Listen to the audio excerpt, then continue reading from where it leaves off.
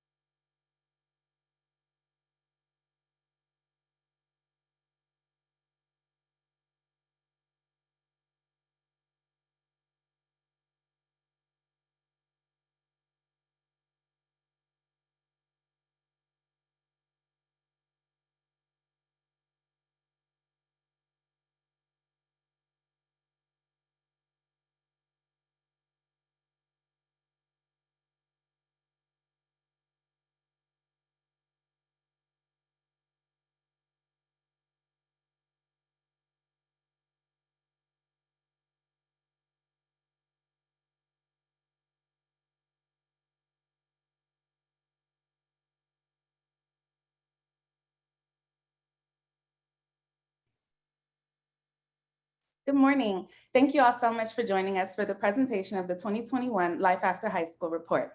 My name is Christina Fontenot, and I'm the Senior Manager of College and Career Success for the Cowan Institute at Tulane University.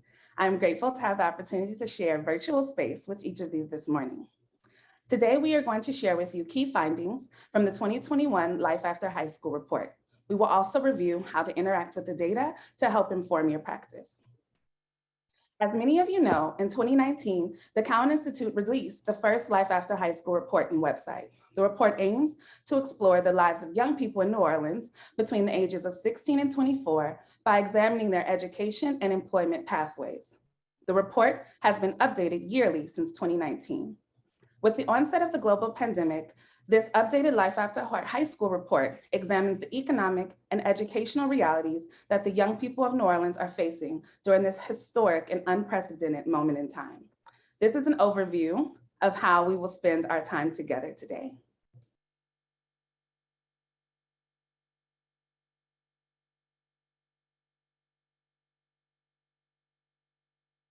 We will now hear from our Executive Director, Dr. Amanda Kruger-Hill.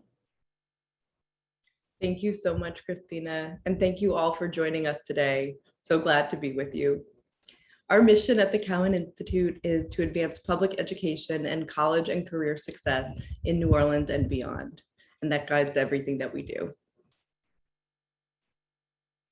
We envision a New Orleans and a world where all people have equitable opportunity to grow and thrive along their educational and career pathways. And we have 4 strategic pillars which guide our work, all in service to increasing post-secondary and career opportunities for New Orleans young people and adults. We contextualize data and provide thought leadership, and today is one example of that work. We lead high impact direct programs such as our Trellis Hybrid College, and we have some of our team members from Trellis here today, and the Upward Bound program, College Access Program at Tulane University. We build capacity and foster collaboration in our ecosystem, and Ms. Christina Fontenot leads that work, and we'll be sharing more with you about it. And we shape innovative initiative. All of that, those 4 pillars work together and are intended to, through a dynamic approach, achieve a systems level impact in service to increasing post-secondary opportunities for New Orleans young people. And we want to thank the Carnegie Corporation of New York. We have Farhad on the call and the Booth Bricker Fund. We have Heather on the call for their generous support for our Life After High School work. This work would not be possible without Carnegie and the Booth Bricker Fund. So thank you so much for your support. And also want to thank our colleagues and many partners and educational leaders throughout the city and other donors, board members, and funders who are here with us today. Thank you so much. And truly thank you to Eva, Christina, Kate, and Vincent for all of your work today to make today possible. And now I will pass it back to Christina Fontenot. Thank you, Amanda. As part of our capacity building work, I have the immense pleasure of leading our collaborative, which include the New Orleans College and Career Collaborative, which is designed as a space to connect the New Orleans College and Career Counseling community through professional development, thought partnership, and networking opportunities. We typically meet monthly. However, at the beginning of the year, we have more frequent offerings to help ensure we get a strong start on college applications, career exploration, and FAFSA completion. The New Orleans College Persistence Collaborative brings together a community of college access and persistence professionals to collectively work towards improving college persistence and post-secondary success for New Orleans youth. This collaborative also meets monthly.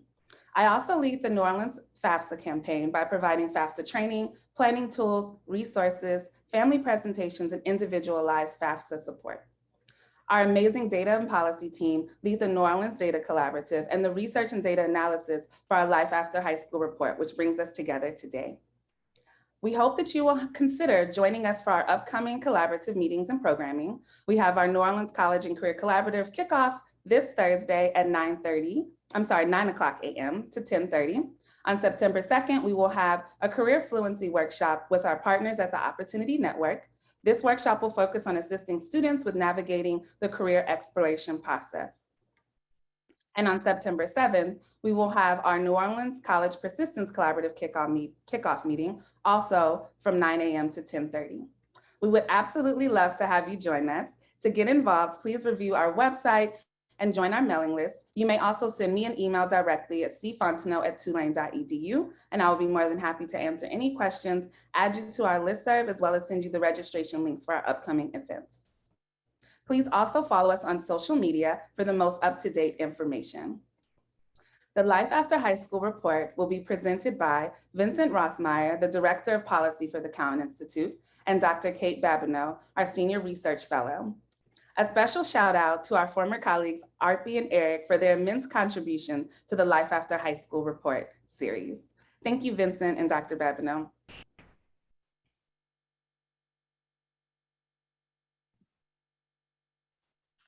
All right, so let me Again, thank you, Christina. My name is Vincent Rossmeyer. I'm just going to give a quick overview of the Life After High School report, and then Kate and I are going to switch back and forth and going over the actual data that we're going to be presenting today. So as Christina mentioned earlier, this began in 2019. We published our first Life After High School report, which examined the educational and economic opportunities that were facing young people in New Orleans, 16 to 24. One of the things, as the title sort of self-indicates, is we have seen some increasing graduation rates since Katrina, but we want to know what is happening to young people in this city after they leave high school, because it's not enough to just graduate. They actually have to be moving on to progressive life paths that have sustainable wage careers and things like that. So our current report updates the 2019 data with which accounts for the economic downturn that occurred because of COVID-19. And our goal is to provide accessible and digestible descriptive data on young people's economic and educational realities that can be used by all of you, as well as policymakers, to really help young people thrive in our community. And so just to give an overview of what the data that we will be covering, we'll go current. We're going to cover economic data looking at current jobs and wages in the city with a focus on industries that employ large numbers of youth. Kate's going to talk about post-secondary education, that landscape with a focus on enrollment trends among historically excluded populations. And then the biggest change from our 2019 report is that this year we got a custom census request from the census to look at opportunity youth. Opportunity youth, if you're unfamiliar with that term, is something the Cowan Institute has been focused on for quite a few years. It's young people aged 16 to 24 who are neither employed nor engaged in some sort of educational opportunity at the time. And so looking at those young people and thinking about what barriers they face as they try to reconnect so that they can find sustainable employment or re-engage with education. All right, and then for our data sources this year, you can see here that our employment data largely comes from MC, which is a proprietary company that analyzes Bureau of Labor Statistics data and other labor data. And then, as I mentioned before, we'll also be using some census data. We looked for post-secondary data. We got data from the Louisiana Department of Education, the Integrated Post-Secondary Education data, and the Louisiana Board of Regents. And finally, the census data, again, was what we leaned on for all the OY data that we'll present today.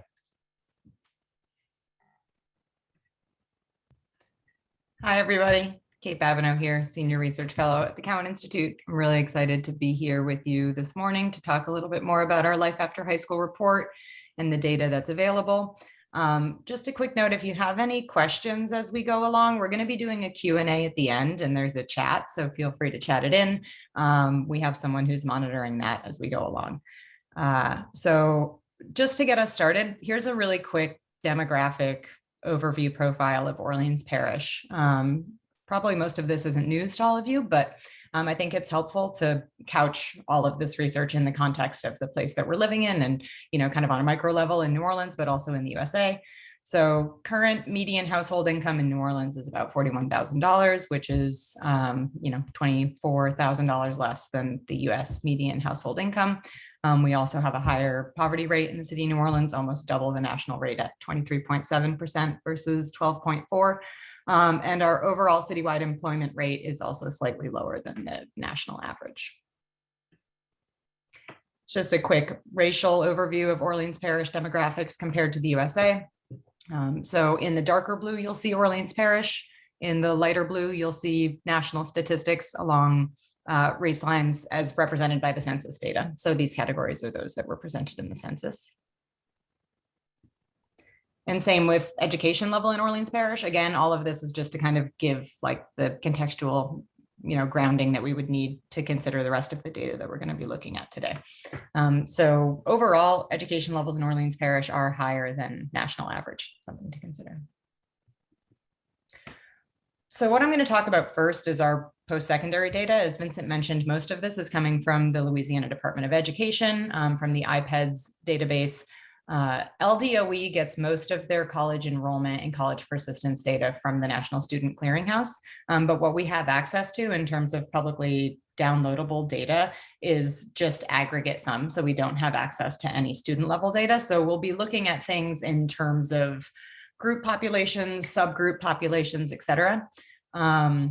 And interestingly, we had started doing this report 6 or 7 months ago, and LDOE hadn't released their graduation rates or their post-secondary enrollment rates for the class of 2020. And that just came out recently. So we were kind of scrambling to update the data. So hopefully we're providing you with something that might be a little new and certainly more relevant when we're talking about the impact of COVID-19 on young people and post-secondary trajectories. It would have been not as relevant to be talking about the class of 2019 as talking about the class of 2020. So I was really grateful that that data drop came through. In general, overall, the 2020 cohort graduation rate for public school students in the city was 79.8%. Again, most of you are probably familiar with the fact that in general, graduation rates in the city of New Orleans have been growing over time, but have stagnated over the last 10 years. That's not unique to Orleans Parish. We see that in a lot of cities around the country. And currently the graduation rate in the city of New Orleans is still a bit lower than the state average, which is at 84%. But within terms of subgroup populations, Orleans Parish high school graduation rates are comparable with state averages, all kind of within 1 percentage point. And when I'm talking about subgroup populations, I'm talking about subgroups along racial lines, economic lines, those from lower income households, English language learners, students who have designated 504 plans or disabilities. Those are the subgroups that are available in LDOE data. So when I'm talking about subgroups, that's, I'm usually talking about that broader frame. So then kind of stepping over to college enrollment data, and this is where I think it's kind of interesting because we might be seeing the data reflect the impact of the pandemic on young people's post-secondary choices. College enrollment in Orleans Parish in 2020 was down 4%. So in 2019, 61.4% of high school graduates from Orleans Parish enrolled in college. And that was down to 57.4% in 2020. And again, we're kind of talking about this short window here versus really longitudinal data. Soon the Cowan Institute is going to be releasing a public data archive where we're going to be able to look at longitudinal data with much more ease. But just for context, college enrollment in Orleans Parish had been, also quite steadily increasing over time before also plateauing in the kind of 57 to 60% range for the last 5 years or so. So seeing this, 4% drop is notable. And I think that does reflect the reality of the pandemic on young people's college going decisions. And then the most notable subgroup shifts that we saw in 2019 college enrollment, interestingly, were among both Asian students and white students, Orleans Parish public school students, both down from 88% to 76% and 77% respectively. Other subgroups also showed a drop, but more in the 3 to 4% range. So that said, college enrollment rates in Orleans Parish, they remain higher than the state average. The state average in 2020 was at 53.4%, so considerably higher. Although the state experienced a lower overall drop rate from 2019. So the state college enrollment rates dropped 2.8%, while Orleans Parish dropped 4%. That said, among subgroups, Orleans Parish college enrollment rates are consistently between 5 and 10% higher than state averages. And these are, subgroups that are historically marginalized or underrepresented on college campuses. So I think that that's worth noting. And again, I'll walk you through some of the interactive data later so you can really hone in on what this means for specific subgroups or specific schools. And then the other thing that's notable is that inequities persist along racial and socioeconomic lines when it comes to graduation rates and especially college enrollment and college persistence. Unfortunately, we don't have access to college persistence data beyond first to second year after college enrollment. So the state provides data of who enrolls in college and then who re-enrolls from their first year of college into their second year of college, but we don't have access to any data beyond that. So we still don't have, say, graduation rates specifically tied to Orleans Parish high school students, unfortunately. But that would be really telling. And I encourage all of you to continue to advocate for us getting access to that data. But the inequities that we see that persist along racial and socioeconomic lines, I think it's important to underscore that these are inequities that also exist in the K-12 system. It's not something that's unique to post-secondary outcomes. So this is all just part of a broader systemic issue that we have. I'll pass it back to Vincent Rossmeyer. Thanks, Kate. So if any of you attended our 2019 Life After High School, you probably remember that one of the things we really focused on was how New Orleans' economy is overly reliant on tourism to really spur economic activity. This made it our economy particularly vulnerable to the economic downturn due to a pandemic when people weren't really traveling and weren't allowed inside places. And so it's not a huge surprise that in 2020, the total number of jobs in the city fell for the first time since 2009 and dropped a pretty significant 5%.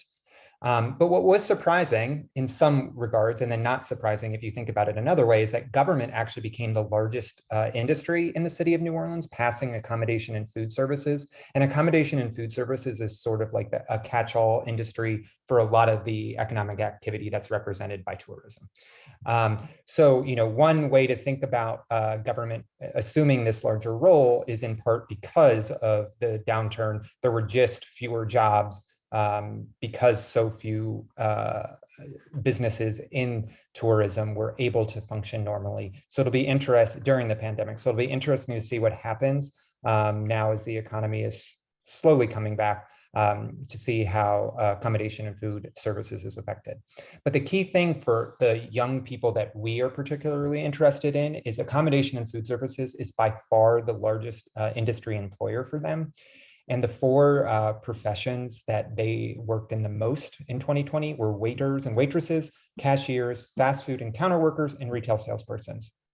Why is this so important? None of those jobs have clear upward mobility pathways to more sustaining careers, and they're not necessarily entryways into managerial positions.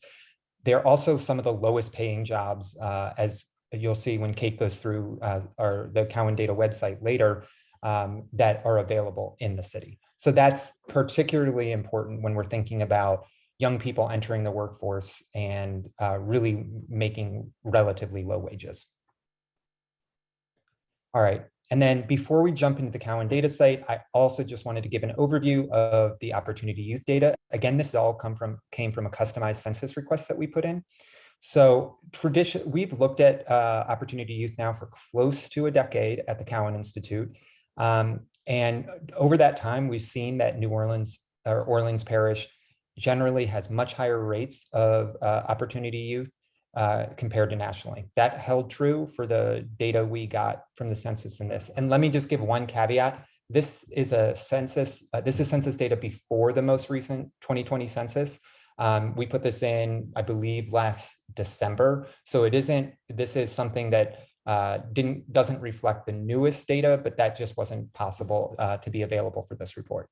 So in 2018, 15.5% of the youth in New Orleans were disconnected compared to 11.2% nationally, which is still high. And interestingly, this is a trend that we've also found has continued. Louisiana has one of the highest rates of Opportunity Youth of any state in the nation at 16.4%. Now, who are Opportunity Youth? Well, if you look at our website, you're going to be able to really dive into that issue more closely. But some of the key things that we want to point out is that males are overrepresented among Opportunity Youth. 64% of Opportunity Youth are males compared to the general population of 16 to 24-year-olds. It's only about 50%. And Opportunity Youth are more likely to be Black compared to 66% of all youth. Only 9% of Opportunity Youth are white compared to 23% of all youth. So I'm going to turn it back over to Kate now. And so we really just viewed this as sort of an entryway, the appetizer, if you will, to the entree that is this beautiful site. And this is where you're really going to be able to explore all of your questions more in depth about the data that we're presenting here. So go ahead, Kate. Thanks, Vincent. I appreciate the accommodation and food services references there to the entree that is the Life After High School website. So I guess I'll start. Can you all still see my screen? I can't see you, so I'm gonna hope that you can. So this is just the landing page of the Cowan Data website for those of you who haven't been there before. And what we've been trying to do with this is whenever we're publishing a report or a brief that relies upon publicly available data, our goal is to put it online and hopefully put some interactive graphics along with it so that you can try to hone in on the topics that are most interesting to you. Our original Life After High School report is down here if you're interested, in some of our FAFSA work and SPINO work and poll work, and then up here is our Life After High School report. The navigation of it is pretty straightforward. So what I wanted to do was show you some of the interactive graphics that are here and ways in which, if you're interested in kind of diving deeper on any of the data points that we've talked about, you can choose your own adventure and seek out the topics that are most interesting to you. So here is an example of a graphic that I just put together with some of the more recent high school enrollment data. So these were all built in Tableau, and you can come here and just click on this to go full screen with any of them. And here you'll have an interactive graph that shows enrollment and demographic characteristics of all high schools in the city of New Orleans by race and other subgroup characteristics. So you can come down and hover over a school, and when you do, you'll see that it pops up the school name, the total enrollment characteristics of the school in the given year, and the demographic characteristics of the student body from that year as well. So this will allow you to gain that really important context that I was talking about earlier, and just kind of like who's going to which schools, what type of student populations are different schools serving. And again, I try to include this little info button here so that if you need to know any information about the data specifically, the source of the data, et cetera, you have access to that. And also, I don't know if Arpy's still on this presentation, but I just really wanted to shout out Arpy, who helped with all of this, like data prep, data cleaning, and always helps me think through my Tableau problems. So shout out to you, Arpy, if you're still here. So as I said, this is kind of the first graph. It's less about post-secondary trajectories, but provides this really important context with regards to the schools and public schools in New Orleans and the student body population that they serve. When we start kind of coming down here to these school by school college enrollment charts. So once again, you can come in here and open this. And this is college enrollment rates for the class of 2020, the number of students who enrolled in college the fall after graduation. So again, just kind of a note on the data. The way that LDOE defines college enrollment, because they're relying on National Student Clearinghouse data, it's students who follow this very quote unquote traditional pathway into higher education, meaning that they enroll in some type of formal post-secondary education the fall after they graduate from high school, right? So, I realize that's a very narrow definition of this, and that's not true for a lot of us or the students that we serve, but unfortunately, that's the data that we have access to.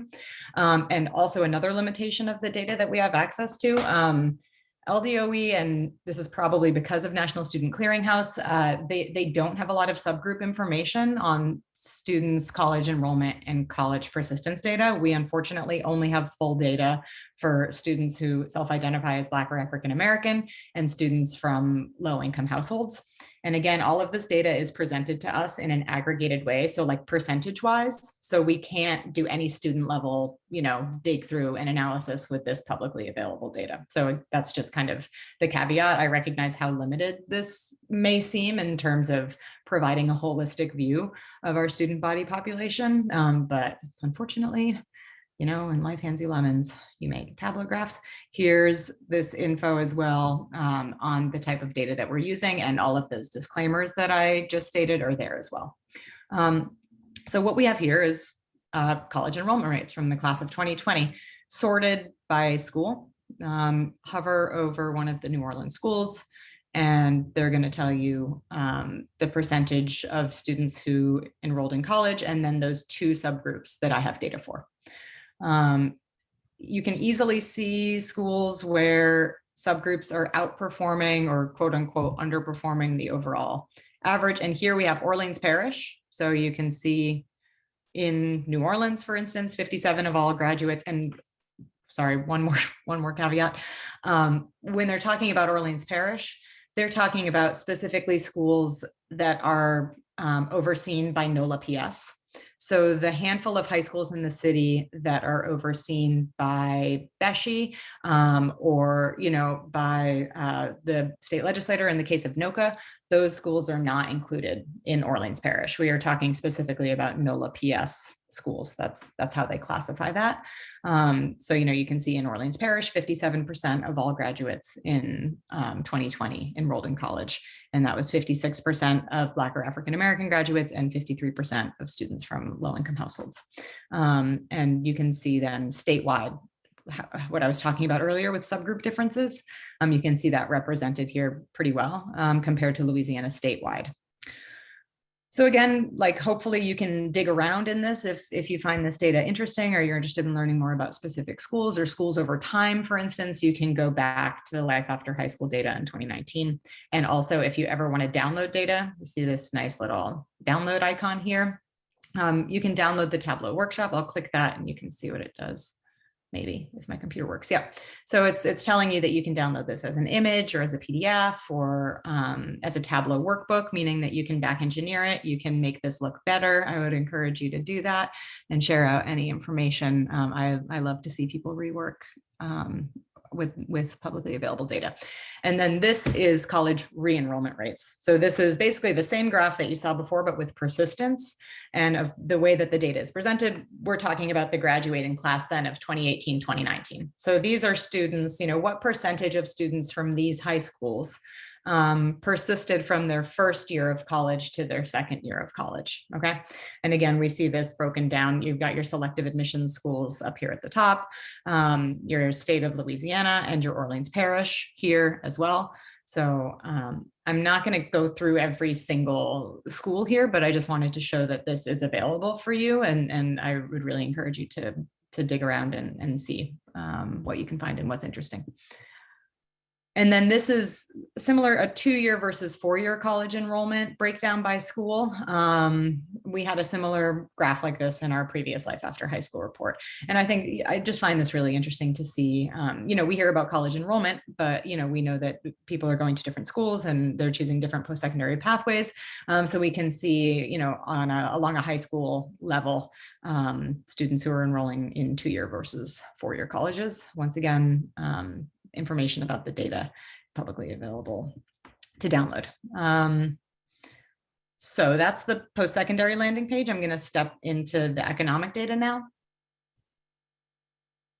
And again, if you have any questions, throw them in the chat, and we'll be getting to those soon. And Vincent, if you want to jump in at any stage, please do. So with regards to the economic data, we start here. I'm going to just full screen this because it looks better. This is the industry breakdown, comparing Orleans Parish with Louisiana and the United States for the top 20 industries that are operational, according to this, MC data and Bureau of Labor Statistics data. And as Vincent mentioned, we have Orleans Parish coming in hot with government as the #1 employer for the first time in a while in 2020, and reflecting this drop off in accommodation and food services.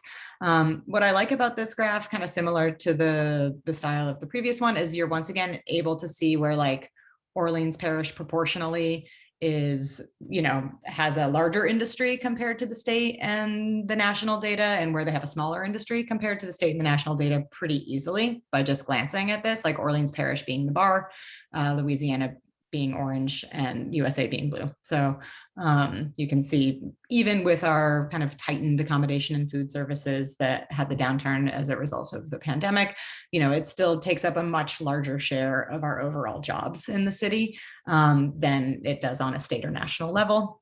And same with education services, which I always find to be very interesting on those. All of us who work either in education or ed adjacent in New Orleans would find that very interesting. The percentage of people who work in educational services in the city. And then where we're really underrepresented, construction, manufacturing, finance jobs as well, even in retail trade. So that's interesting for the full industry level overview. Yeah. And just one thing, Yeah. and this Yeah. is a theme that you'll see really played out in the next chart that Kate's going to show, is that you often hear people say about New Orleans, well, there are high-paying jobs. Yes, we have an over-reliance on tourism, but there are high-paying jobs here. Sure, there are some, but the number of absolute jobs is minuscule compared to the jobs in much lower paying industries. And so yes, there are some jobs that pay over $100,000 a year here, but when there are so few of them, it's almost impossible for young people to access those type of really high-paying jobs that can really spur a different type of life outcome. And so that's one important thing to keep in mind, and all of these charts sort of play into that theme. Yeah, thanks for pointing that out, Vincent. We're also we're going to have two graphs right now that kind of look really similar, but are inverse to each other. And one is earnings, and then one is total number of jobs. So just to kind of, and I see some people are Q&Ing and maybe some people are raising their hands. If you have a question, can you, if you drop it in the Q&A, and then we'll come back to it. I see anonymous attendee had a question about college enrollment figures for Black and African-American students, which you'll be able to, I pointed that out in the previous graph, but you'll be able to download that, and then we'll answer the rest of them when we get to the Q&A. So the average earnings in Orleans Parish. Okay, so what you're seeing here in each one of these columns, right? So these columns represent the industries that were presented in the previous graph as well, but over a 20-year period. So if you hover here, you're looking at earnings over a 20-year period, earning growth in a given industry, average annual earnings over 20 years. So I think that what I find really telling about this particular graph is you can see the industries in which they've experienced a tremendous amount of growth in average annual earnings. And what we will see in the next graph is that those are typically the industries that also employ the smallest number of people in the city of New Orleans, compared to industries like accommodation and food services, where you've seen really minimal growth over a 20-year period. I think the next step, we've gotten this feedback from Christina Fontana, and ARPI was interested in this. I feel like next version of this graph is to lay on cost of living data, which I think is going to be very interesting and very telling to look at that over a 20-year period in Orleans Parish. But this one and the next one are some of my favorites that we put together for this report, because I think there's a ton of information here. And it's really interesting to think about, these industries and the types of jobs that are included in these industries and what you see over time. Here you've got your educational services, and then, Katrina, and this, increase in the amount of money in annual earnings in, say, educational services, and same with administrative and waste. And so yeah, a lot of information there, a lot to dig around in. And again, you can download that and play with that as well. And then this is, oh yeah, go ahead, Vincent. I was just gonna, and in that chart, you see some of the professions like mining and quarrying, they have huge spikes in the average salary. But part of that is because there are fewer and fewer people working in those industries. So but the people who are making a lot of money. So it misrepresents, I think, as you can see here, some of the three lowest, the jobs with the fewest number of jobs are some of the ones with the highest pay. And part of that is just because they have so few people actually working in those industries. Yeah. So exactly, this is kind of like the inverse chart of that. So this is then the total number of jobs in Orleans Parish by industry over time, from 2001 to 2020. And again, the industries that in the previous chart were the most lucrative are also the ones with the lowest number of employees. You're coming down here to utilities, you're talking 200-ish jobs in the whole city. Same with agriculture, mining, right? Compared to your larger industries here, your government, your accommodation and food services, your healthcare. Again, in all of them, you're seeing your Katrina dips and then growth. So yeah, I feel together these two graphs tell, I think, a really interesting story about just industries in the city of New Orleans and the types of jobs that are available. And once again, encourage you to dig around in there and explore and find new things and teach us what you learn. Now we're getting kind of more into the jobs and industries where young people specifically are working. So this one over here on the side, you'll see this toggle button. We've got Orleans Parish, New Orleans metro area. So that's the MSA, includes Jeff Parish in there. You've got Louisiana. It's a little slow. This is one of the downsides of Tableau. It can take a while to shift the graph.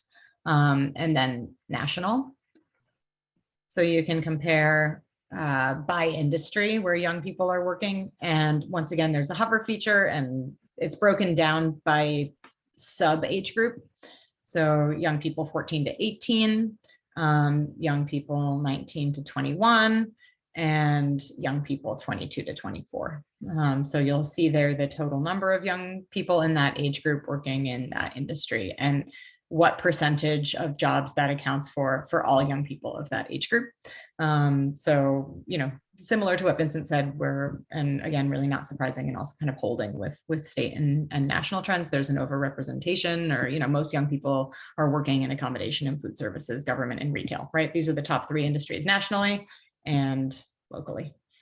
And these are jobs, those type of jobs typically pay under $12 an hour. So really low paying jobs. And that's something we highlight in the text on the website as well. Yeah.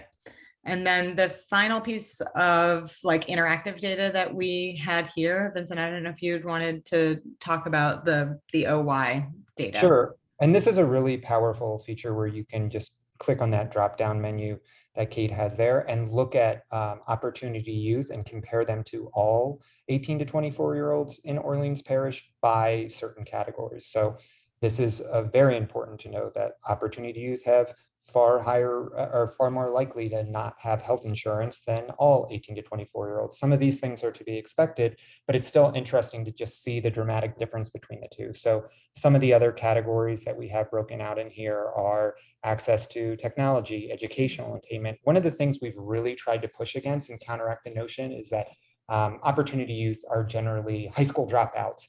Or that they're more prone to engage in criminal behavior. Actually, the vast majority of opportunity youth are actually high school graduates, but there's that disconnection of what happens when they actually leave high school and not being able to connect to educational and employment opportunities at the same rate as other young people their age.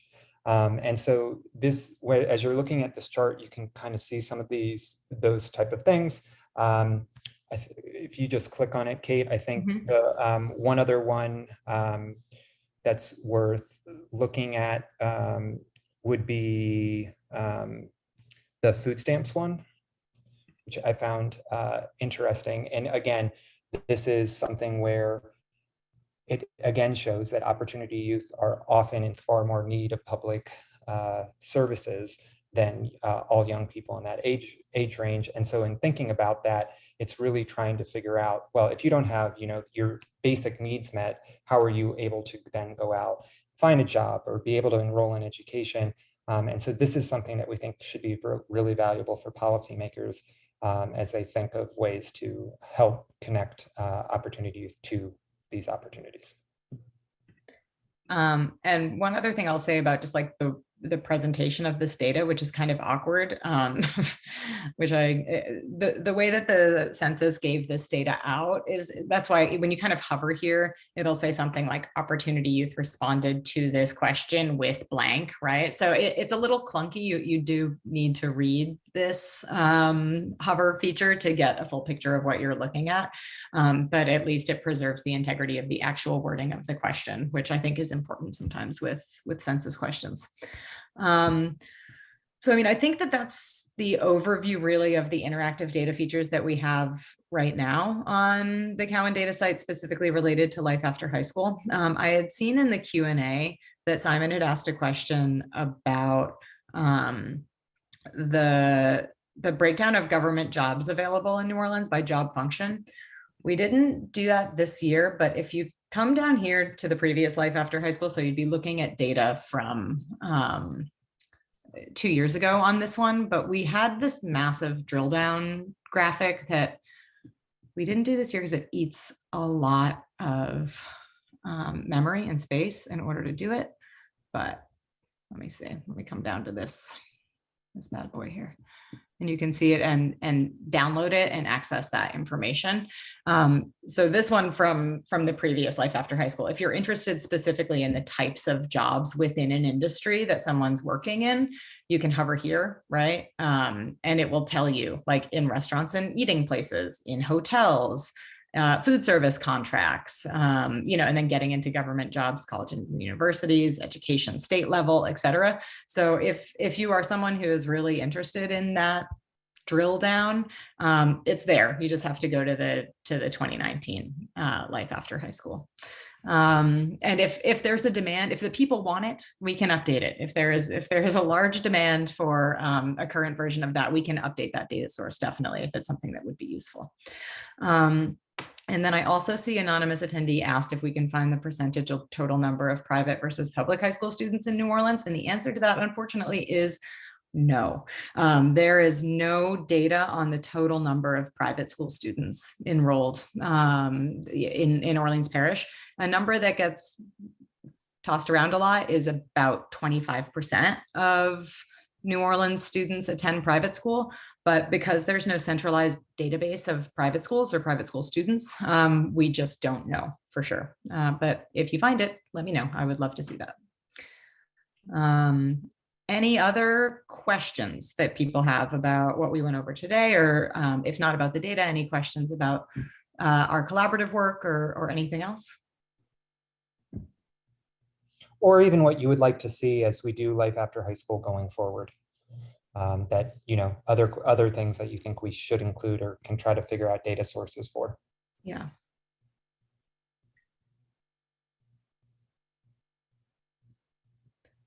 If not, I can use this opportunity to plug, any indication of what opportunity youth are choosing to study in college? No, not from a data perspective. I feel like that would be a question probably more for our practitioners. It would be anecdotal.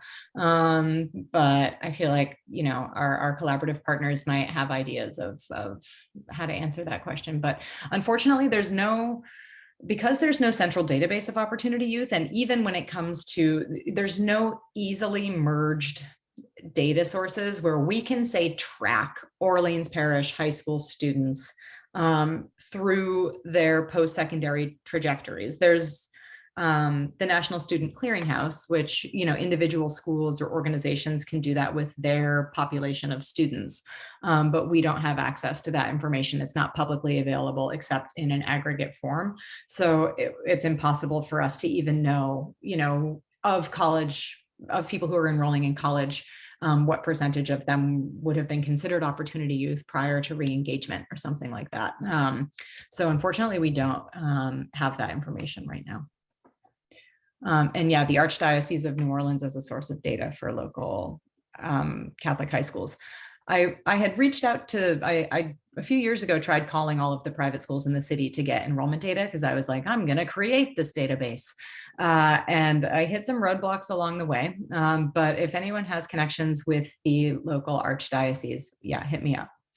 And let's see, would you be willing to meet with teachers to help plan and teach data analysis and representation with students using this data? Yes, Valerie, I would. Fred, what ways can we help or advocate to see changes? I feel like that's such a big question, Fred. And I would love to open it up to anyone else who has ideas for that. What I'm hoping that we're doing with Life After High School, and also with one of our forthcoming projects that, again, Arpi, who's no longer with us, unfortunately, really spearheaded and ran with. In the next couple months, we're going to be releasing a public school data archive that will be interactive and free, and it will allow anyone to log on and look at longitudinal data from any school that's currently functioning or closed in Orleans Parish going back to 2004, 2005. So whenever we have that ready to launch, we're definitely going to do another webinar on that. And I'm really hoping that through making that information more accessible, people are going to be able to advocate for change, right? Because they're going to have more information available to them, and we're going to be able to see trends a little more clearly over time. Yeah, I think it's, from my perspective as a researcher and someone who's working with data, I'm always curious to hear what information practitioners need to do their job. So if there's something that you think you need to know, please let us know, and it's our job to try to help you access that information. And I saw you were going to say something, Vincent. Yeah, just two things on that. I think one thing we really advocated for in the 2019 one is just more data. The data here is so sparse. Kate's talked about that too, and like greater access, especially to post-secondary data, would be immensely helpful. But then I think some of the things on the economic side are rather straightforward. You know, advocating for a higher minimum wage in a state with a very low minimum wage would be immensely helpful to get young people into better jobs.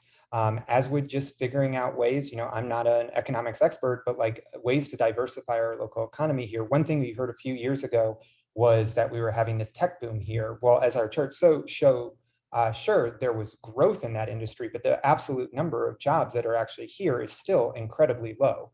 And so it's not enough to just have like an incremental increase of growth in an industry or two. It's really having an economy that is less dependent on tourism in the long term, so that there are better opportunities, but also so that you're not so over-reliant. So if there is an unexpected downturn due to a thing like a worldwide pandemic, the economy doesn't crater.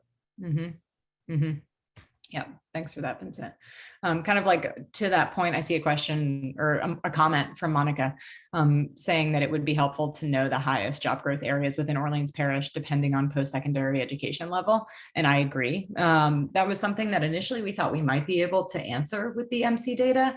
But it was something that, you know, they have growth and projection models that they've built. And actually the pandemic was the perfect example of how sometimes our statistical models are unreliable, or, you know, something happens in the real world and you think you're going to be able to predict industry growth, and it kind of falls apart. So I think rather than thinking about using their model of projected growth, we need to do exactly what Monica's suggesting here, which is to look back into the data and see where growth is happening in Orleans Parish around specific credentials or post-secondary degrees or certificates. So that's something that I'll mark down as future areas for research. Thank you. Yeah, and to Kate's point on that, part of the reason we didn't release this report earlier was a lot of the economic data is so based on projections. And even into late last year, it was like the economy of New Orleans is still up on this, projected to be on this upward trend, because the once in a lifetime event of a pandemic hadn't been incorporated into those models. Right. And once it was sort of like, oh, this is a whole new reality. We don't really know how to model this out. Yeah. Yeah. So yeah, thank you. That's a great point. I'm sliding down here, slipping into the Q&As here. And Simon says, what additional analysis would you like to prioritize if we were able to get individual level data? Yeah, I think that individual level data would open up a whole world of different types of analyses. I think specifically here, you're talking about tracking career outcomes and CTE in high school. What it would allow us to do is to link individual students and the courses that they're taking and the certificates that they're earning, and also, you know, any other information that we might, you know, think is important to track, and kind of answer exactly that question that Monica had of like, okay, what are the true pathways?